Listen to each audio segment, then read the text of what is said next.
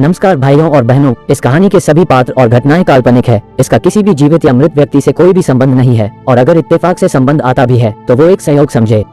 मैं जहाँ नौकरी करता था उस होटल में एक खुफिया कमरा था। खुफिया इसलिए कह रहा हूँ क्योंकि हम जैसे लोगों का वहाँ पर जाना मना था। अगर हम गलती से वहाँ चले भी जाते तो हमें कोई ना कोई बंदा वहाँ से वापस आने का इशारा करता और दूसरी बार वहाँ जाने से सख्ती से मना कर दिया जाता। इस बात से हमें कोई इतराज नहीं था क्योंकि हमारा काम तो होटल में ड्यूटी देना था। मगर फिर भी एक शख्स इंसान के दिमाग में उभरता है। आज भी रोज की तरह मैंने देखा कि वेटर अमित उसी कमरे की तरफ जा रहा है। मेरा दिल किया कि मैं उसका पीछा करूं, उसके साथ जाकर देखूं कि आखिर इस कमरे में ऐसा क्या है कि वहां पर आम वेटरस का जाना मना है। यही सोचकर मैं अमित के पीछे हो लिया। वो ऑर्डर के मुताबिक उसी कमरे की तरफ रुख किए आगे बढ़ा जा रहा था। मैं उसके पीछे पीछे उसके नक्शे कदम पर चलते आगे बढ़ रहा था। तभी उसने पीछे मुड़कर मुझे देखा और सख्त नजरों से मुझे घूर कर बोला, अपनी जान के दुश्मन क्यों बने हो? इस कमरे में कुछ ही लोगों को जाने की इजाजत है। भगवान के लिए यहाँ से चले जाओ, वरना मुझ पर भी इल्जाम आएगा कि मैं तुम्हें अपने साथ वहाँ लेकर जा रहा था। उसकी बात सुनकर मैं शर्मिंदा हो गया। वैसे भी मेरा इस कमरे से कोई वास्ता नहीं था। मैं वापस आ गया। काउंटर पर बैठा मैं यही सोच रहा था कि आखिर इस कमरे में ऐसा क्या होता है। तभी बाहर आकर एक खूबसूरत काली सी कार रुकी। मेरी नजरें कार की तरफ ही टिक गई क्योंकि यह कार बहुत ही खूबसूरत थी। कार का दरवाजा खुला और एक लड़की बड़ी शान से चलती हुई होटल के अंदर दाखिल हो गई। मैं लड़की की खूबसूरती देखकर हैरान रह गया था। वह बेइंतहा खूबसूरत लड़की थी और उसके चेहरे पर कोई दाग न था, मानो वह बेदाग चांद थी। मैं उस पर नजरें जमाए बैठा ही था कि एक ग्राहक का ऑर्डर आया। मैं ऑर्डर लेने लगा तभी वह लड़की उसी कमरे की तरफ जाती दिखाई दी। मेरा दिल बुझ सा गया। पास बैठे दोस्त से मैंने कान में आहिस्ता से कहा, ये लड़की इस कमरे की तरफ जा रही है। यहाँ हमारा जाना मना है। तुम क्या कहते हो कि लड़की यहाँ क्यों आई है? मेरी बात पर अमित सोच में पड़ गया। यार, तुम आजकल की लड़की को जानते नहीं हो, पैसे और मतलब के खातिर कुछ भी करने को तैयार हो जाती है। ये लड़की भी उन्हीं लड़कियों में से एक होगी। वैसे भी तुमने इस लड़की को पहली बार देखा होगा, लेकिन मैं हर रोज इस कमरे में एक लड़की को जाते देखता हूँ। पता नहीं कहाँ जाती है, क्या करती है। फिर मैं उस लड़की का इंतजार करने लगा जो उस कमरे में गई थी। उसके वापस आने पर उसका दीदार हो जाना मेरे लिए खुशकिस्मती से कम नहीं था। तभी मैंने उसी दिन ओवरटाइम ड्यूटी भी कर ली। मैं चाहता था कि किसी तरह इस लड़की का हसीन चेहरा देखने को मिल जाए, मगर दिन से शाम और शाम से रात हो गई और वह लड़की दोबारा नजर नहीं आई। वह लड़की मेरे लिए किसी हसीन ख्वाब से कम नहीं थी। तभी तो उसका इंतजार करने लगा, मगर उसको नहीं आना था और वह नहीं आई। यहाँ तक कि दिन से शाम और शाम से रात हो गई। मेरे साथी अमित को भी मेरे दिल की हालत का अंदाजा था। कहने लगा, मैं जानता हूँ कि तुम उसी लड़की का इंतजार कर रहे हो, मगर तुम क्या ये भी जानते हो कि वहाँ जो लड़की एक बार चली जाए उस कमरे से वापस नहीं आती। उसका इंतजार करना बेकार है। अमित की बात सुनकर मैं मायूस हो गया, मगर मेरे दिल में एक उम्मीद थी कि वह मुझे एक दिन जरूर मिलेगी। मैं सोचने लगा कि शायद वह दूसरे दरवाजे से कहीं चली गई हो और कल दोबारा अपने किसी काम से वापस आ जाए। हमारे इलाके में ज्यादातर लोग घूमने के लिए आते थे, जिनमें ज्यादातर बाहर मुल्क के जोड़े शामिल होते थे। मैं कल का इंतजार करने लगा, शायद वह कोई गैर मुल्क की हसीना हो। यही सोचकर मेरी उम्मीद बढ़ गई थी। ठीक उसी समय दिन के 12 बजे एक काली कार आकर होटल के मेन दरवाजे के आगे रुकी। मेरी तो खुशी की इंतहा ना रही थी क्योंकि उस कार में से उसी काट की एक लड़की निकली थी। मैं समझ गया कि यह वही लड़की है, मगर यह क्या, उसने तो अपना चेहरा ढक रखा था। वह काले बुर्के में छुपी हुई थी और उसने सर पर भी कुछ कपड़ा पहन रखा था, जिसकी वजह से मैं उसका चेहरा नहीं देख सका। मगर दिल में यही खुशी बहुत थी कि यह लड़की कहीं नहीं गई, बल्कि इसी होटल में दोबारा आई है। मैंने अमित को भी उसकी तरफ देखने को कहा। वह कहने लगा कि तुम्हें गलतफहमी हुई है, यह कोई और लड़की भी हो सकती है। उसने तो अपना चेहरा भी ढक कर रखा है और तुम इस होटल में आने वाली लड़कियों पर अपना दिल मत ले आना। यहाँ तो आवारा और अयाश लड़कियाँ आती है। तुम तो एक शरीफ घराने के लड़के हो। अमित की बातें मेरा दिल काटती थी, मगर वह सही कहता था। भला एक होटल के कमरे में एक अकेली लड़की का क्या काम, मगर मर्द तो दिल लगी के लिए रंगो नस्ल नहीं देखता, वह बस औरत को एक पुरकशिश वजूद की तरह देखता है। मैं भी आज उस हसीना का दीदार करना चाहता था। जब वो अंदर की तरफ जाने लगी तो मैंने उसका पीछा किया। पता नहीं क्या था जो मुझे उसकी तरफ खींच रहा था। अमित ने मुझे मना भी किया कि अगर तुम्हें मालिक के उस खास वेटर ने देख लिया तो वो तुम्हें अच्छी खासी डांट सुनाएगा, क्योंकि गाड़ी से निकलने वाली लड़कियों को उस लड़के के साथ अमित ही अंदर कमरे तक लेकर जाता था। पर उस दिन मुझसे सब्र नहीं हुआ। मैं उस लड़की के पीछे पीछे चल पड़ा। बात सुने मैंने उससे बात करने की कोशिश की, मगर उसने अपनी रफ्तार तेज कर दी। उसका बुर्का उसके कदमों में आ रहा था और वह बहुत परेशान और नर्वस लग रही थी। लगता था कि उसे मेरा बुलाना अच्छा नहीं लगा, मगर वह वही लड़की थी, मेरा दिल कह रहा था। तभी आगे बढ़कर मैंने उसका रास्ता रोक लिया, मगर ये देखकर मेरी आंखें फटी की फटी रह गई, क्योंकि यह वह लड़की नहीं थी बल्कि मेरी अपनी सगी बहन थी। तुम यहाँ कैसे आई? मैंने उससे हैरत से पूछा। उसने मेरी बात का कोई जवाब नहीं दिया। उसी वक्त वहाँ मालिक का खास वेटर आ टपका और मुझे गुस्से भरी निगाहों से देखकर बोला, तुम यहाँ क्या कर रहे हो? मालिक को तुम्हारी शिकायत लगाऊंगा लगता है। आजकल तुम इस कमरे के आसपास ज्यादा ही मंडराने लगे हो, तुम्हारा इलाज करना पड़ेगा। उसने मुझे तेवर दिखाए, मगर मुझे कोई फर्क नहीं पड़ा, क्योंकि मेरी अपनी सगी बहन आज उस कमरे में जा रही थी और मुझसे सब्र नहीं हो रहा था कि मैं उसे इस कमरे से खींचकर बाहर ले आऊं। इस कमरे में आज तक जो लड़की गई थी, अमित को छोड़ करके वह वापस नहीं आई थी, मगर मैं किसी को बता भी नहीं सकता था कि मेरी बहन इस होटल के उस खुफिया कमरे में गई है। आखिर यह मेरी इज्जत का सवाल था। मैं किसी से मदद भी नहीं मांग सकता था। मैं इसकी बात पर सर झुकाकर वहां से चला आया, क्योंकि उस वक्त सिक्योरिटी गार्ड भी वहीं खड़ा मुझे देख रहा था। होटल की इतनी बड़ी मैनेजमेंट से पंगा लेना मेरे बस की बात नहीं थी। फिर मैं खामोश होकर काउंटर पर वापस अमित के पास आकर बैठ गया। हो गया दीदार भाभी से। मेरे पास कोई जवाब नहीं था। नहीं यार, एक बहुत बड़ी दिक्कत हो गई है। मैंने अमित को सारी कहानी बताने का फैसला किया, क्योंकि अमित को बताए बगैर बहन को बचाने का कोई चारा भी नहीं था। उसे बताए बगैर मैं अपनी बहन की मदद नहीं कर सकता था। एक यही था जो मेरी मदद कर सकता था, वह कमरा जहां मेरी बहन गई थी। उसके बारे में किसी भी वेटर की अच्छी राय नहीं थी। मेरा तो दिल कांप रहा था। मेरे माथे पर एक तनाव सा था। मैं अपनी बहन के बारे में सोच सोच कर ही कांप रहा था कि आखिर मेरी बहन के साथ उस बंद कमरे में क्या हो रहा होगा। थोड़ी देर के बाद अमित ने मालिक के उस खास वेटर से ना जाने क्या बात कही कि उसे रहम आ गया। शायद वह भी बहन बेटियों वाला था, इसीलिए यह मेरी मजबूरी समझ गया था। मगर हम सब यहाँ वेटर थे, एक हद से ज्यादा एक दूसरे की मदद भी नहीं कर सकते थे। उसने मुझे इजाजत तो दे दी थी, मगर सिर्फ और सिर्फ मेरे अपने रिस्क पर। मैं फौरन उस कमरे की तरफ बढ़ा। मेरे ख्याल से तो उस कमरे को अंदर से बंद होना चाहिए था, मगर मैंने जैसे ही चाबी घुमाई तो देखा कि कमरे का दरवाजा आसानी से खुल गया। लेकिन धड़कते दिल के साथ जैसे ही मैंने कमरे का दरवाजा खोला तो कमरे को एकदम खाली पाया। कमरे में मौजूद मखमली पर्दे सरसर कर रहे थे और इस कमरे में किसी तरह की कोई हरकत नहीं थी। मुझे बहुत अजीब सा लगा। अभी तो मेरी बहन इस कमरे में दाखिल हुई थी, अभी वो कहाँ चली गई? यही सोच सोच कर मेरा दिमाग खराब हो रहा था। साथ ही लगे अटैच बाथरूम को भी अच्छी तरह देख लिया। बेड के नीचे भी झांक कर देखा, अलमारियों तक को खंगाल डाला, मगर मेरी बहन कहीं नहीं थी। होती तो मिलती। परेशानी की वजह से मुझे समझ नहीं आ रहा था कि क्या करूं।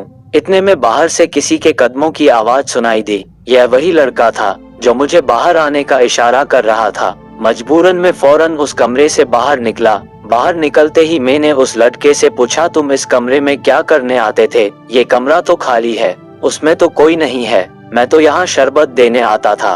2 गिलास शरबत के मुझे दिए जाते थे, वहीं इस कमरे में पहुँचाने आता था। एक औरत मुझसे वह गिलास ले लेती है, इसके बाद मैं वापस आ जाता हूँ। मुझे नहीं पता कि यहाँ क्या होता है। इसकी बात सुनकर मैं हैरान रह गया। मेरी समझ में नहीं आ रहा था कि मेरी बहन आखिर इस कमरे से गई कहाँ। उससे पहले कि हम वहाँ से अपने कदम हटाते, मुझे कमरे की कालीन में कुछ हरकत सी महसूस हुई। मैं अंदर जाने ही लगा था कि उस लड़के ने मुझे खबरदार दिया और फिर एकदम कमरे की बिजली बंद हो गई। हमें वहाँ से वापस आना पड़ा। ये जगह खतरनाक थी, यहाँ जाना आसान बात नहीं थी, मगर ये लड़का मेरी मजबूरी समझता था। तब उसने एक सिक्योरिटी गार्ड को, जो उसका दोस्त था, उसने उसे सारी बात समझाई। वह सिक्योरिटी गार्ड एक बुजुर्ग आदमी था। वह भी हमारी मजबूरी तकरीबन समझ ही गया था। उसने भी जब मेरी बहन के बारे में जाना तो वह भी मेरी मदद करने के लिए तैयार हो गया। बोला कि मैं तुम्हें जाने की इजाजत तो दे दूंगा, तुम उस कमरे में जाकर जो चाहो करो, अच्छी तरह अपनी तसल्ली कर लो, मगर इस कमरे में आज तक जो भी लड़की गई है वह दोबारा कभी बाहर नहीं आई। उस कमरे में अजीब तरह की बातें मशहूर है, लेकिन अगर तुम्हारे मुताबिक वह कमरा खाली था तो इस बात यकीन खुद भी कर लो, हो सकता है तुम्हारी बहन किसी दूसरे कमरे में गई हो। चाचा की बात सुनकर मुझे गुस्सा तो बहुत आया, मगर मैं खामोश रहा। मुझे अपनी बहन पर पूरा भरोसा था। वह कभी माँ बाप की इज्जत पर आंच नहीं आने दे सकती थी, मगर उसकी इस हरकत ने मुझे अपने दोस्तों के सामने भी शर्मिंदा कर दिया था। बहरहाल वह मेरी बहन थी, मैं उसे यूं फेंक नहीं सकता था। मेरी मम्मी पापा उसके घर से गायब होने पर परेशान थे। वह तो थाने तक जाना चाहते थे, मगर मैंने उन्हें तसल्ली दे दी और कहा कि मैं अपनी बहन को खुद तलाश करके अपने घर तक ले आऊंगा। उनको परेशान होने की कोई जरूरत नहीं है। पापा को तो कुछ मैंने समझा भी दिया था कि मेरे होटल में ऐसे लोग हैं जो मेरी मदद कर सकते हैं, लेकिन माँ बाप कहाँ चैन से बैठने वाले थे। बहरहाल मैं उस बूढ़े अंकल की मदद से उस दरवाजे तक पहुंचा। मैं दोबारा कामयाब हो गया, जिससे मेरी बहन अंदर गई थी। मुझे यकीन था कि उस कालीन के नीचे जरूर ऐसी कोई चीज होगी जिसमें मेरी बहन की गुमशुदगी का राज छुपा है। मैं ऊपर वाले का नाम लेकर उस कमरे के अंदर दाखिल हो गया और फिर मैंने कमरे को अच्छी तरह चेक करने के बाद कमरे में पड़ा मोटा कालीन एक तरफ सरकाया। मैंने देखा बीच में पड़े कालीन पर एक टुकड़ा था जिसे आसानी से उठाया जा सकता था। टुकड़ा हटाने के बाद अंदर बने एक लोहे के दरवाजे पर मेरी नजर पड़ी तो मैंने उसे अपने दोनों हाथों से आहिस्ता से उठाकर दूसरी तरफ रखा और फिर नीचे बनी सीढ़ियों पर कदम रख दिया। मैं जान गया था कि होटल के इस कमरे में किसी तहखाने का रास्ता है। मैंने जल्दी से उस तहखाने में उतरने का फैसला किया, क्योंकि मैं जल्द से जल्द हकीकत तक पहुंचना चाहता था। और फिर अंदर जाते ही मुझे कुछ ऐसा दिखा जिसे देखते ही मेरे होश उड़ गए।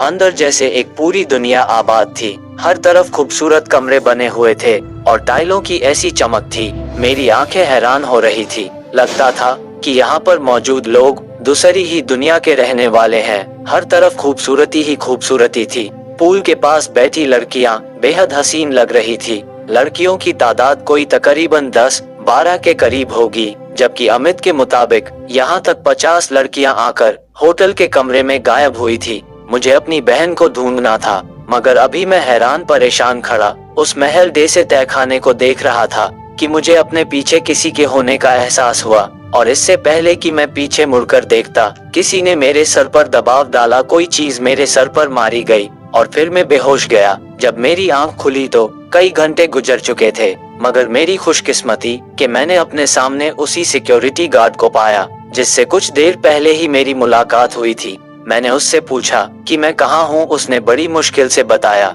कि मैं होटल के तहखाने में कैद हूँ, जहाँ आते हुए तुम सिक्योरिटी की नजर में आ गए थे। मगर उस बूढ़े गार्ड ने ना जाने कैसे सिक्योरिटी से बातचीत करके मुझ तक पहुंचकर मुझे बचाया, मेरा ख्याल रखा और मुझे होश में लाने की कोशिश की। मैं उनका शुक्रगुजार था, मगर उनकी परेशानी मुझे साफ नजर आ रही थी। बेटा जल्दी करो, तुम्हें यहाँ से जल्द जाना होगा, क्योंकि मैं यहाँ पर बहुत ही ज्यादा मुश्किल से आया हूँ। न सिर्फ मेरी जान बल्कि मेरी नौकरी को भी खतरा है। बेटा तुम अपनी बहन के पीछे यहाँ तक आए हो, इसलिए मैंने तुम्हारी मदद की है, वरना यहाँ तक आने वाली लड़कियों को एक अच्छी लड़की समझने की गलती मत करना। मैं इस खेल से वाकिफ तो था, मगर यह नहीं जानता था कि यहाँ पर कोई तहखाना बनाया गया है जहाँ पर इन सब लड़कियों को कैद किया जाता है और यहाँ का मालिक इन्हें अपने मकसद के लिए इस्तेमाल करता है। मैं तो तुम्हारी बहन को पहचानता भी नहीं हूँ। तुम्हें खुद उन लड़कियों में से अपनी बहन को तलाश करना होगा।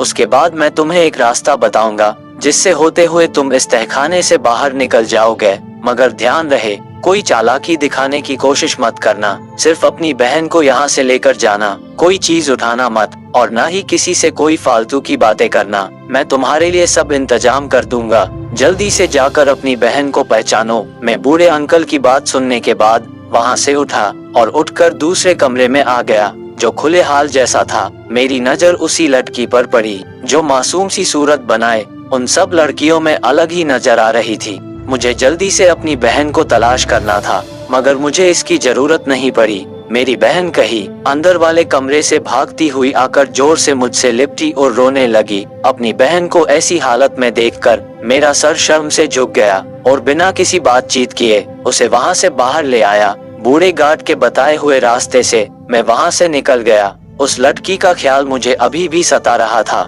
मैं उसे भी इस नर्क से निकालना चाहता था। सच पूछो तो मेरी पहली नजर उसी पर पड़ी थी, मगर मुझे अपनी बहन की इज्जत प्यारी थी, इसीलिए सबसे पहले मैं अपनी बहन को ही वहां से बाहर लाया। मेरी बहन मुझसे माफी मांगने लगी। मैंने उसकी किसी बात पर कोई खास ध्यान ना दिया, बस उसे जल्दी से गाड़ी में बैठा कर घर ले आया।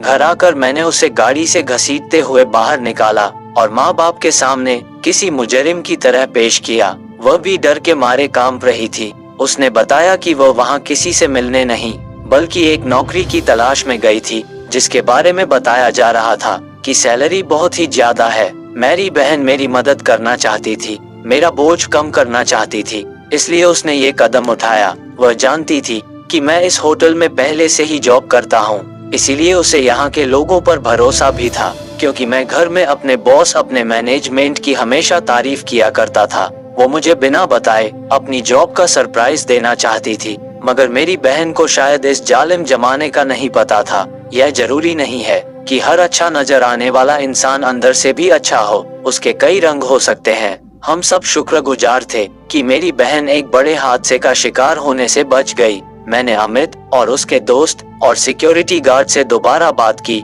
कि इस खुफिया तहखाने को पुलिस की मदद से उन गुनाहों और बुराइयों का अड्डा बनने से रोका जाए जो ना निकलने वाली दलदल की तरह होती है, मगर वो मुझसे यही कहकर मुझे खामोश करवा देते कि इस देश का इंसाफ भी बिका हुआ है।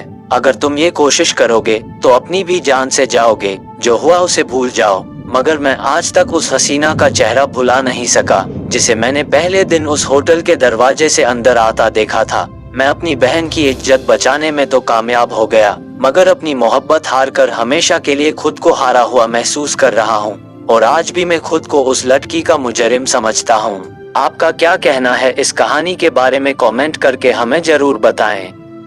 वीडियो एंड लाइक कर दीजिए और इसी तरह की कहानियां लगातार देखने के लिए चैनल को सब्सक्राइब करके घंटी को दबाकर ऑल पर सेट कर लीजिए, ताकि आने वाली वीडियो का नोटिफिकेशन आपके पास तुरंत पहुंचे। मैं मिलता हूं आपसे अगली